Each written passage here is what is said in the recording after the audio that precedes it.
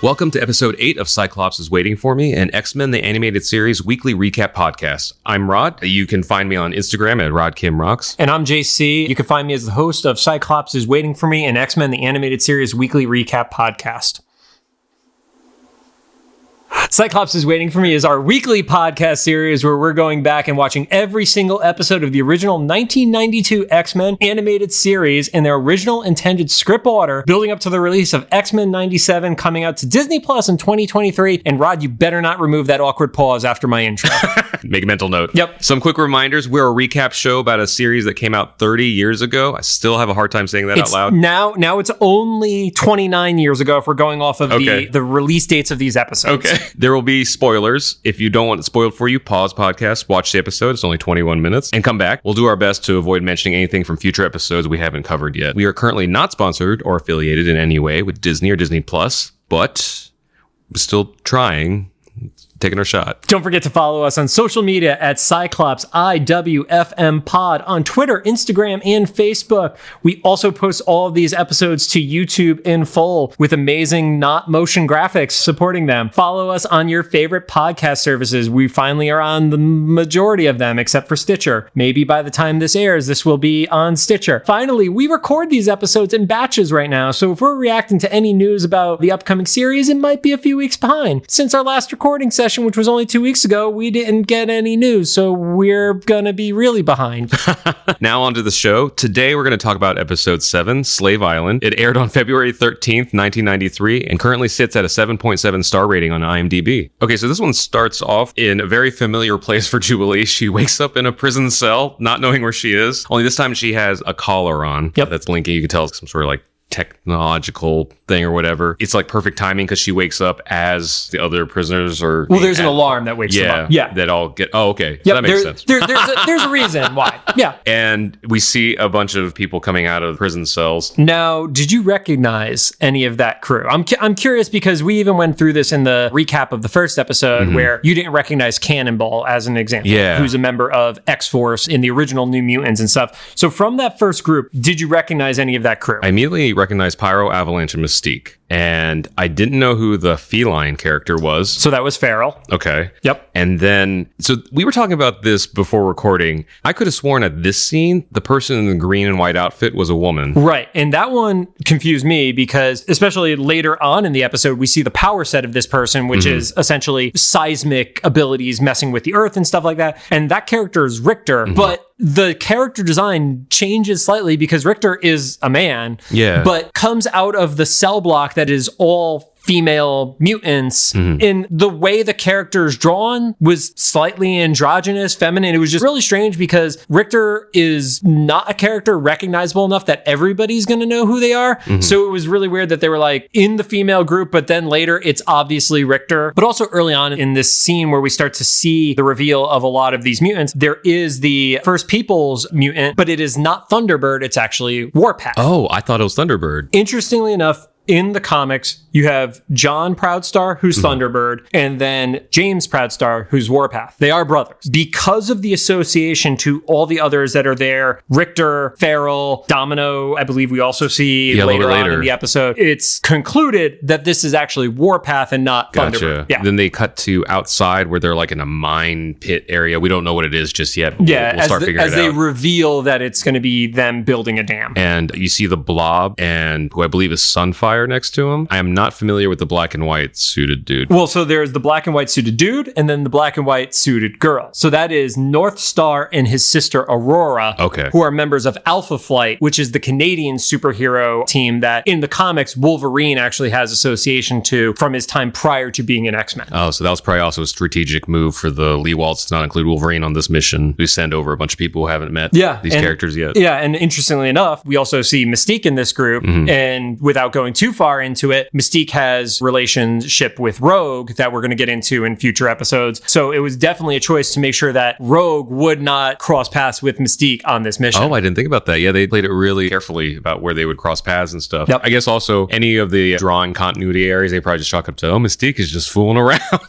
I don't know, even though they can't use their powers. Yeah. That was another interesting thing. I think this is about the time where they reveal that the collars keep them from using their powers. Yeah, because right before we see Blob and Aurora, we see Storm tries to fight her way out. Yeah, they deactivate the collars so that they can use their powers, but they give them a warning that if you try anything, we'll just lock you up and you'll never leave this place. Yep. And we still don't quite know why they're there. And Storm tries, and it doesn't go well for her. She has her collar activated, drops into the water, and then there's the reveal of a Sentinel coming out from under the water. Gambit makes some sort of comment around like the gators in the bayou and stuff that, which is just a really ominous image because the whole concept is the bayou is so dangerous because the water is so nasty and murky and mucky that you might not see the gator that's literally inches from you that can kill you in a heartbeat until it's too late. Yeah, and the Sentinel just kind of throws Storm around like a rag doll. That was an image I remembered as a kid. I was like, is she okay? She looks very not alive. No, she was not okay. And I also think it kind of plays off of something you said in an earlier episode about how Storm's not the leader yet, because in the missile thing with Enter Magneto, her jumping on it with the help of Professor Xavier saved the day. So she probably got a little overconfident and decided she was going to do it this time, and just did not work out because she apparently just didn't listen to what they said. Yeah, apparently she was going to try to call their bluff as to whether or not the collars could stop her, and she was wrong on that bet. And then Jubilee recognizes the guy from the Mutant Registration Act. Was that guy, Rick, or was that somebody else? That was Trask. That was Boulevard Trask. Yep, and Trask kind of gives the heads up of you're working for the leader. Nobody has any idea who the leader is at this point, who basically gives the deal of we will release you when this dam is built. If you try to escape, you're never going to leave. Then there's essentially an allusion to we need to permanently dispose of Storm. And then Gambit actually starts kind of outing Storm's powers. Yeah, he basically, it's not just that she can fly, she can do all this stuff for you guys. And then she has that 90s line for kids that knowledge is power. Yeah, she's worried that by saying what her power is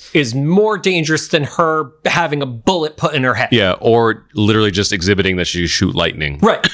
Meanwhile, you know that they have some form of record of this woman because this is the same group tied to the people who had the retina scanner. Yeah.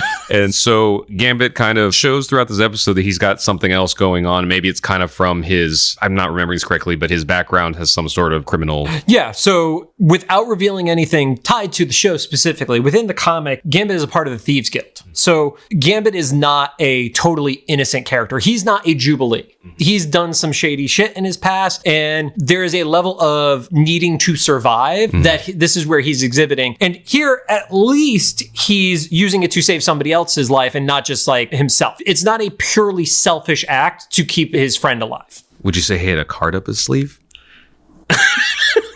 I don't even like puns. But it's just too good. Here's the thing. You guys can't see it because we are not a video podcast, but the look on my face is of utter hate. It's so funny because I'm usually that guy that doesn't like them, but just so far it's twice now in 2 episodes it's come up and it's just too good to pass up. Yeah, last episode I said you were going to be off the show, but then I remembered I can't edit audio as good, so I made a judgment call. So JC's taking applications. That's the moral of the story. Yep. That's when they say they're just going to put Storm in the box. Yep. And as soon as that gets uttered, Storm just freaks out. Yep. We established earlier she has claustrophobia. I think the characters actually all start talking about Jubilee at some point says, what about our claustrophobia? And the more that the other characters say it, the more like real it becomes. Yeah, more tense and everything like that. So she gets thrown into a literal metal box. I mean, it's a metal closet. It's a quarter of the size of what her cell would be and stuff. So it's dark and only has like that one like sliver of light that goes out. And then they reveal they're building a dam. I was suspicious that we saw the Blob and Sunfire before, but they actually say their names here. And then we see the guards have this habit of just saying it's the end of the day for whatever reason. Before we get to the end of the day, we do see the guy from the intro. Oh yeah, the guy in the little green suit and also Domino. There's so many shots where they just like pass over everybody. It's like, is that? Well, I want to talk about the guy in the little green suit because around this time, there's an attack that happens in the forest, and that's when they decide to close up for the day. And that's where you get a clear shot of Domino, and you get the white-skinned Caliban. Oh, is that who that was? I was wondering if it was Darwin. No. So in the comics at this point, Darwin still hadn't been created for a solid 15 years or so. He was X-Men New Genesis, I believe was the storyline. That wasn't until the late 2000s. Okay. So no Darwin. But we do see this guy in a green suit and like a pasty pink, and he's actually in the run-up in the intro to the episode. On Magneto's side, yeah. And that character was just randomly placed there. There is not a version of that character that had been found in any X-Men comic from then. It was just kind of like in the Morlock scene and in our previous batch of episodes where there were just a few random designs in addition to the established ones. But that one, somehow with this massive selection of mutant villains that are specifically tied to the X-Men IP that they could have chose from, they decided to not. Yeah.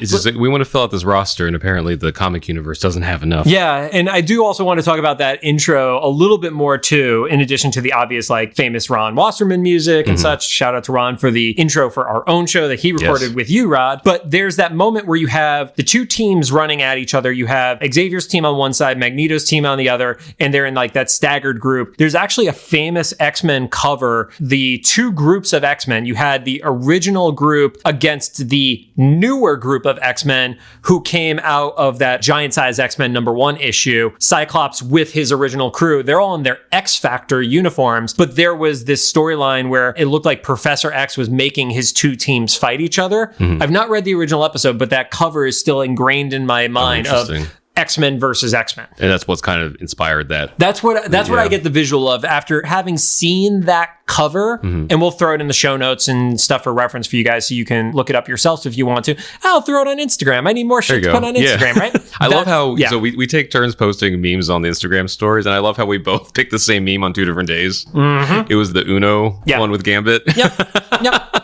But also, hopefully in the new 97 X-Men series, I know it's a slim chance, but I would love for them to just reference or expand on these like kind of throwaway characters, like the little green suit man. Let's have a whole episode. I want to know who this dude is, who's still not in the comics to this day. Let's give him a story. Justice for Green Suit Man. Yep. The guards say we're done with the day for whatever reason. Everybody goes back to they're done for the day because there's an explosion in the forest. Oh. Well, there you go. That would be a good reason. Maybe I'm just desensitized to you violence. Might be. There are people dying. There's fires and shit, and you're just like, whatever.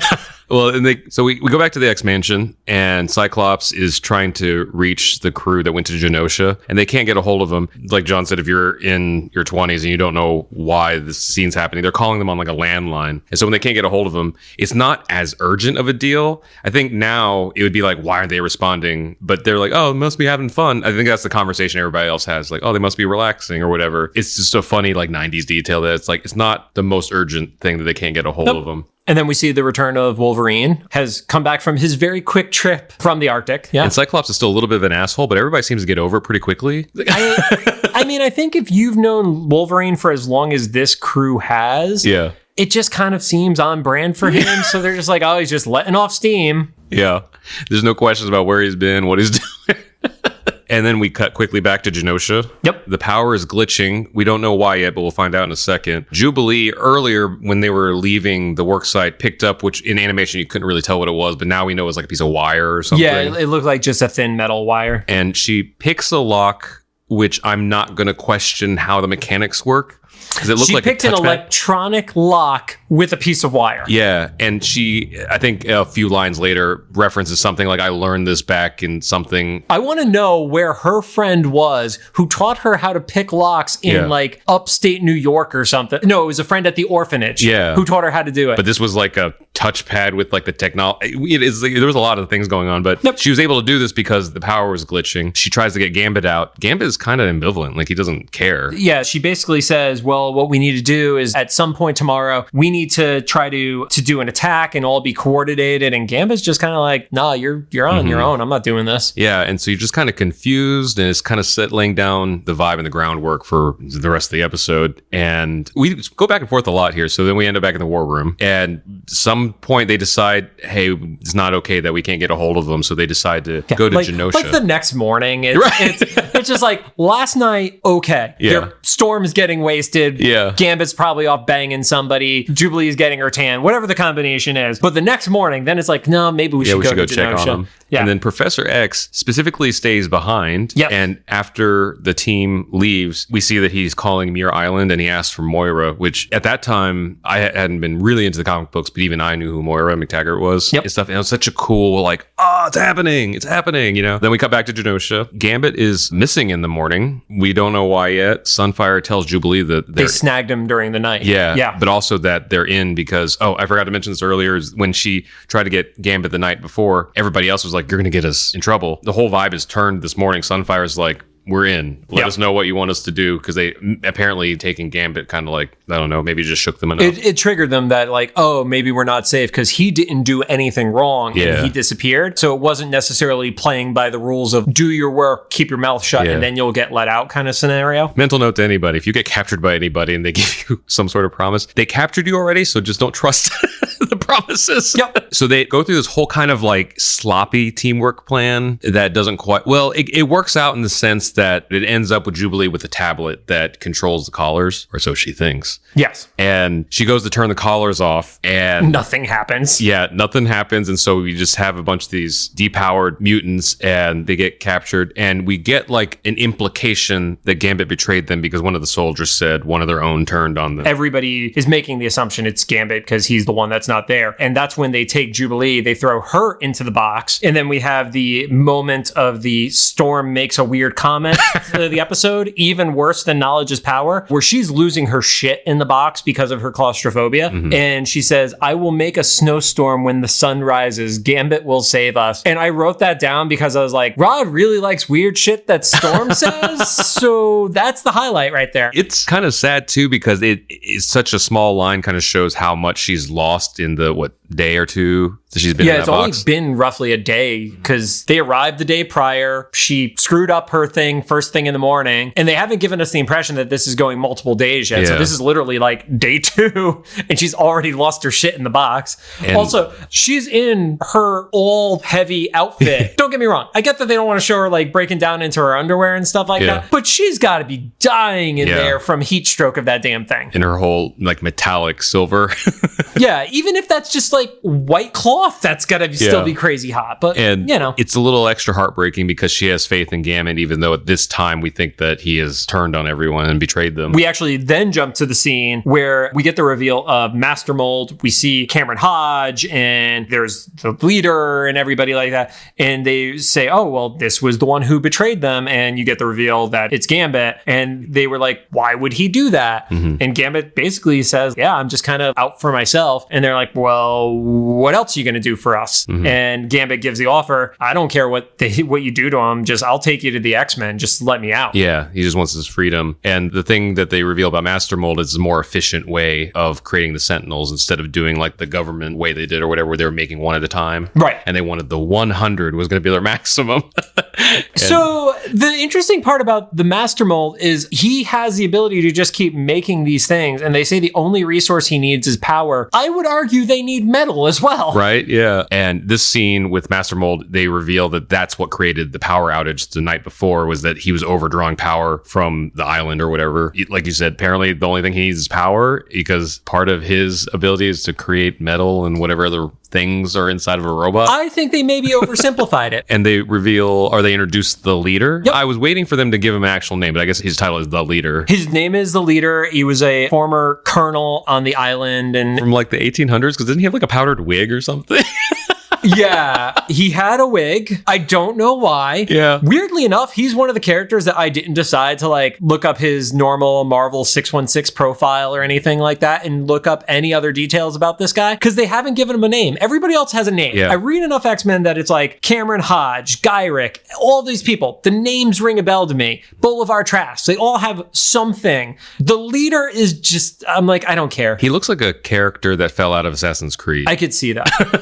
Yeah. It's like one of the NPCs you run into, gives you information. Yeah. In Eric Lewald's book, he actually brings up the reason that they chose Gambit to be in this scene is because of anybody, he was the believable traitor of the group. Because everybody else is showing like a lot of loyalty. Right. And there's something about Gambit that we also haven't spent a lot of time with Gambit, so I think that actually helps. And the time where we have spent with him, he was like creeping on the girl in the card shop. He's like going at it with Wolverine in the danger room. He's also the dude who goes to the pool in the banana hammock dynamic. So it's like cool. There's lots of shade around Gambit, and it was also like the playing card thing has a whole like poker vibe. Yeah. I don't know. There's a lot of the trappings. But speaking of the playing cards and poker, basically they take him back to his cell on the way there in this little, was it a hover car or something? It was some sort of flying car. Yeah, in their flying car, he basically offers to show a card trick to the two dudes. I love that delivery. Yeah. Want to see a trick? And that helps his escape. It wasn't the card that exploded. Oh, he just distracted them. He just distracted them. Got it, yeah. Then we get the reveal of, quote, the wild man of Borneo, who is looking for the leader. He's an American who was a former mercenary in the leader's army. We don't know a lot about the character. They actually keep him fairly mysterious here, but he does give the key to Gambit that disables the collar. Yeah, and we know he's been there for at least a week because he references something, I got this last week or whatever. Yep. He's alluded to being the person who made the attack in the forest from the previous day. So we don't know a lot about this guy other than, even if he is not necessarily an ally of the X-Men, an enemy of my enemy is my friend. Yeah, he essentially is the one that breaks them out because I think he's the one that blows the flying car up. And so Gambit gets away, and is that when he goes to rescue Jubilee and Storm? Yep, he gets them out, he gets rid of their collars, he makes a comment to Jubilee, which was awkward. Because he picks her up over his shoulder. And he basically is like, how do you sweat so much and not lose weight? I was like, what? Meanwhile, when we saw her reveal in the first episode on the Sentinel thing, it showed her weight and she was like 95 pounds or something like that. So it's like, come on, dude. No wonder you're the believable traitor. Such a dick. And Storm is like extremely relieved because she had faith. Even though she was kind of going delusional, she still had faith, and you saw the relief in her. And then at this point, someone mentions that the collars were made in Scotland. And so it kind of references back to Xavier wanting to go to Muir Island. Right. So we get the scene between the leaders. So it's like Leader and Trask and that crew. And they basically allude to, or they talk about the collars being invented in Scotland. And essentially there is a trade-off for, hey, you want some Sentinels? We want some collars. Mm-hmm. And that's kind of like our way of them staying tied together. And then Cable like snipes the room or something like that. Oh, yeah. The guy we met earlier is Cable. Oh, yeah. Sorry. Yeah. Sorry. Yep. But that's such an exciting reveal because even if you're just in passing kind of a fan of the X-Men, I think most people will recognize Cable as one of the Marvel X-Men characters. So seeing him pop up to rescue them is really exciting. But yeah, he comes in and kind of takes out the meeting. Yeah, takes out the meeting. The attack on the dam starts. And I have in all capital letters with an exclamation point, the forces at the dam literally have a chicken walker, is the affectionate like term for the ATST. Yeah. And they just have like one of them there with the rest of the forces. I also love, I think at that point, they start freeing all the other captives. Yep. So you start seeing everybody get released and you start seeing powers being shown. That's where we got essentially the confirmation that the one character is Richter because he's using something that looks like seismic blast towards the ground, very similar to Avalanche and how Avalanche does it. Domino has wind related powers, which is not accurate to the character. Yeah. I guess to their credit, it's kind of hard to show in like a very quick scene, like what her power would be. Yeah, right? You cannot show luck without letting the character at least talk or something to that capacity. Or somebody like having their gun misfire. But yes, it would be very hard to do. But Domino having wind power. Yeah, and Leech has telekinesis. So yeah. Blob is actually ready to toss one of the soldiers and kill him. And Jubilee stops him. Basically like, no, don't kill him. And Blob does not care. He doesn't actually off the dude, but he's just like, whatever. Why not? Yeah. And then there's a random gray mutant, and that's the guy. The one I thought was Darwin. No, that's a different guy. Because there's a guy with the white head, that's Caliban. And then there's a random dude who's mostly gray, who I don't know who that even is. Oh, okay. Jubilee's like, come on with us. And Sunfire's like, we listened to you last time and that didn't turn out so well. So we're on our own. And that's when the X-Men separate from everyone else. Right. And so the X-Men go on their mission, and then Storm uses her powers to start trying to take out the dam. Inside, we see that Cable is starting to destroy Sentinels, although that's not his main objective because he kind of moves on. He goes to find the leader. Right. He does attack Master Molds. And then there's a Sentinel that's like incomplete, and I know this was too early to be a reference to it, but I got real like Ultron vibes from it because he was kind of like this half-made robot that was just kind of stumbling through the building. He looked very much like Skeletor vibes. If you combine Skeletor with a Sentinel, that's what it would look like to me. Was he a mini Sentinel? Because he walked through some doors that seemed like normal people height. So this is where we're going to go with it's a cartoon rule. Okay. Because The Sentinels have changed height multiple times in the course of the show. This was definitely the like X-Men Konami arcade game size Sentinel. Yeah. Who was basically eye level to a regular person. He's a kind of a tall dude robot.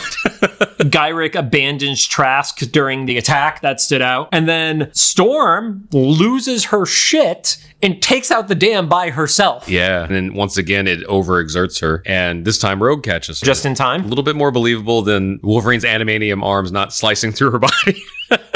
Dude, landing in Wolverine's arms, you might as well land on pavement. Yeah. Also, I'm sure this was not on purpose, but for my headcanon, just seeing Rogue, you can actually see her like kind of give a little bit. Like when she gets down there, she like lowers a little bit when she's grabbing her, you know, to a little be more fair, finesse. That's what she should be doing because if you're solid on people, that's when shit breaks. Yeah. That's when Gwen Stacy dies. Then we see that Cable actually catches up with the leader and Hodge. Leader, Hodge, and Master Mold all get caught up in that wave. Oh, yeah. Well, Cable catches up with them. Yeah. And then the dam's broken, so the wave gets them. I love that. My favorite line, I think, from this episode is Master Mold stands up, which we then learn that he's mobile, not just like part of the building. And you look at his back foot and there's a cable coming out and he says, "I'm still plugged in." I love that. I might make that a ringtone, even though I don't use ringtones anymore. I was going to say, you have a ringtone? It is such a, I don't know why. It's not ridiculous or anything. It's just so funny that have we heard the Master Mold talk up until that point? I don't know if we have. The fact that even if he has, one of the only lines of dialogue we have from the Master Mold is, "I'm still plugged in." Yeah. And then he can't get away. So then, yeah. It was brilliant. It was such a good moment because it's so out of character to what you would expect from this, like, you know, mutant killing robot building robot. He has to be attached to power.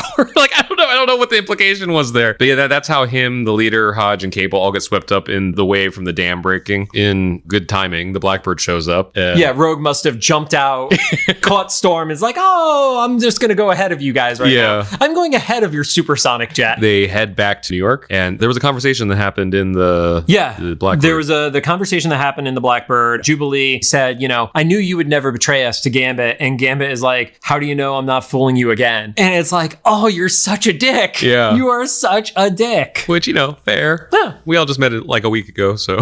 Yeah, it's still roughly like a week, maybe a 2-week maximum to compensate for the time Wolverine had to fly to the Arctic and back and stuff like that. And Cyclops is trying to get a hold of the X-Mansion, presumably to land and do, you know, whatever they need to do. Just saying we're on our way back, you know? And they're not responding. And then I think Gambit makes some sort of jab at him for not being competent or whatever. And then Cyclops has the ominous getting the visual on the mansion. And then you see the mansion's just in shambles. It ends on a to be continued. And the really interesting part about this one is the version that you get on Disney Plus, and I believe also the version that you would get on the DVDs. Those are back in Connecticut right now, so I can't actually look at mine and reference it. The original version, the mansion was intact. Interesting. And it's because when this episode was finished, the following episode was not done yet. They had to take a stock shot and put it in there, and that's why it was intact instead, because in an upcoming episode, the next one actually, it starts picking up right as this one leaves off, and the mansion is totally messed up. But that was one of those things where with reruns and with like home video releases and stuff like that, they were able to fix it. Yeah. But the original airing on Fox Kids had the mansion intact. Funny. And it's like,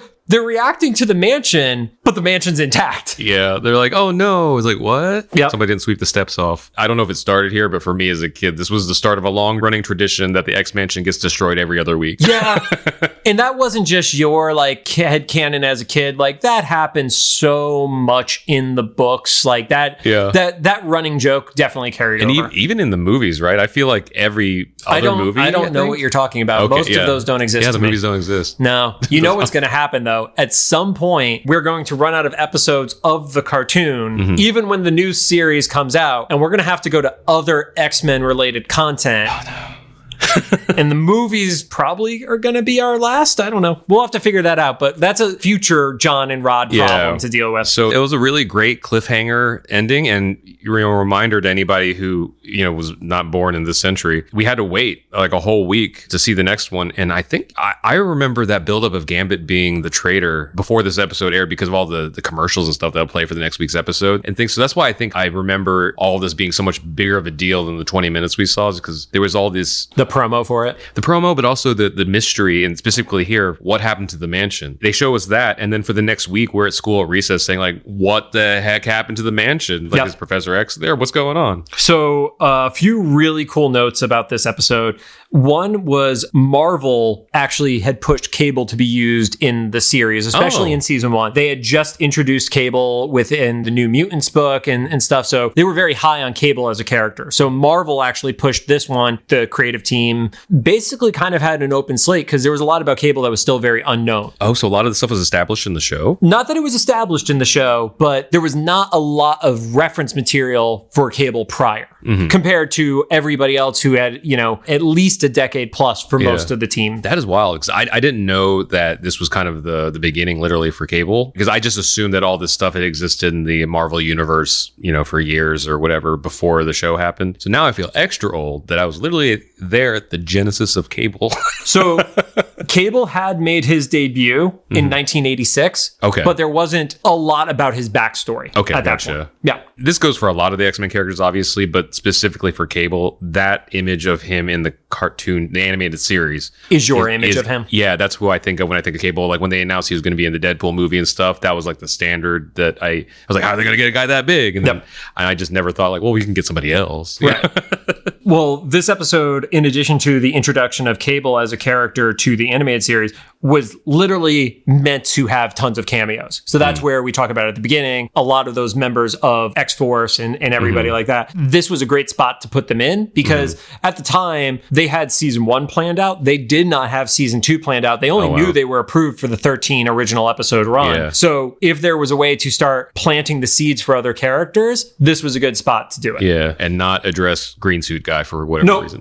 No, I legitimately think they put green suit guy into this episode to give some credibility to him being in the group running in the intro. We're going to find out some random meta story where it's like someone's kid or someone who won a contest or something to be animated in the show. So I don't know. I mean, it was in the original intro. Right? Like, yeah. Any theory just gets debunked by some other piece of information. Yeah. But then on a darker note, the whole meaning behind this episode was giving a preview of what happens if one of the major conflicts fails. We talked about in the show, there is mutant versus mutant. When you look at like Magneto and what has been alluded to with him building up his army and such, even though we've not seen said army aside from Sabretooth at this point. Yeah. But the other side is the mutant versus human and starting to put regulation in place around registration and being treated as different. And Eric literally talks about it in the book where he mentions it was literally meant to echo the Holocaust, the Soviet gulags, and then 1984. So even throwing people into the box and how that was mentally destroying Storm, that was all meant to showcase the trauma associated to what happens to the mutants if the mutants lose. Yeah. And what's kind of sad while we're on the dark side of things, as a kid, I didn't even associate it with that, but down the road, other things in history would happen that I associated with the Genosha whole thing. And they really tapped into this, not just human history, but just like human nature, I guess. That's the kind of a depressing thing to say. It's like, so what our inspiration for this episode was how people behave. How awful is humanity? When they don't understand something, what can go wrong? Yeah. So this was one of the episodes, I keep saying this each episode, but it's true, that I believe helped make us as kid viewers like a little bit smarter in the sense that there was an actual mystery that built up kind of gradually over the episodes. We see like, why is Genosha open? Then we get there, and then why are they building a dam? And then we find out the dam is for the power for Master Mold. And it all actually fits together when you think about it, even not as a kid. But it still made for a really great episode, a lot of action. There was still a lot of fighting. We saw a shit ton of powers because of all those cameos. Even though that Domino's was an incorrect one. Right. Well, maybe she got lucky to get wind power. That's not how it works, Rod. I don't care if your only reference to Domino is the friggin' Deadpool 2 movie. That is not how she works. I had her trading card when I was a kid. Thanks. Thank you for contributing. I did appreciate the use of Sunfire and him having even though he was not the leader of the resistance group, he's a really powerful character in terms of personality in the comics. And him kind of being the voice for the entire group, I thought was a really solid use for him. Yeah, he kind of stepped up every time. Yeah, because our introduction to him was not the giant-sized X-Men of being on the new team of X-Men. Obviously, we're in a different continuity and timeline, so Krakoa doesn't happen in the same manner, but it was just really cool to see Sunfire. And then actually not having the mask on him, because I think certain costumes are great for comic books and don't translate well to real life and animation, because you want to see that this is a stern guy. You want to actually see the representation of him too, of not just being another white character, especially in the early 90s. So I appreciated actually seeing him on screen. Yeah, because I had to look him up because I thought it might be Sunfire, and only because I know this was the 90s and how many Asian characters were in the comics. But I was actually familiar with like the more samurai looking Sunfire, you know, they had like a little bit of armor on him. But then when I went to go look him up to verify, I saw that he had kind of like an Electro looking mask or something. Yeah, it had his power on his face essentially. Okay. Yeah, like Electro's would. Yeah. And I don't know if this was like a conscious decision or whatever, but I kind of appreciate it as like an Asian American guy that as soon as he started opening his mouth in the show, I was like, here we go. But it wasn't, I don't think, at least personally, it was too heavy handed. You definitely, you know, could tell that he had a little bit of an accent, but it wasn't like super. It wasn't Looney Tunes level accent, like quote unquote. It wasn't to the level where Disney would have to add a disclaimer at the beginning of the episode. Like, this was from another time. I mean, I would hope in a series that is all about representation of a group in a minority fashion that if you ever had to write "This was written in another time" about the show that is empowering minority groups, that would be pretty fucked up. Somehow the fat joke slipped through with Jubilee, but to the girl who's the skinniest member of the entire team too. And also a teenager. This gets like worse the more we think about it. Yeah. Like a grown man told a teenage girl that she was too fat. Again, who is the believable traitor? Right. Oh, there you go. It's just world building. That's what we're doing. Yep. Well, that's it for today. Thanks for joining us. If you have any thoughts, make sure to drop them in the comments for either the YouTube upload or the official Instagram post about this episode. If you like what you heard, we'd appreciate your rating on the podcast app of your choosing. You can also find us on Apple Podcasts, Anchor, Spotify, Google Podcasts, CastBox, and other services I don't know exist, but John is working on. I am working on them. And thank you all for watching. And if you are wondering, as we close out this episode, who is the believable traitor of the group? It's me.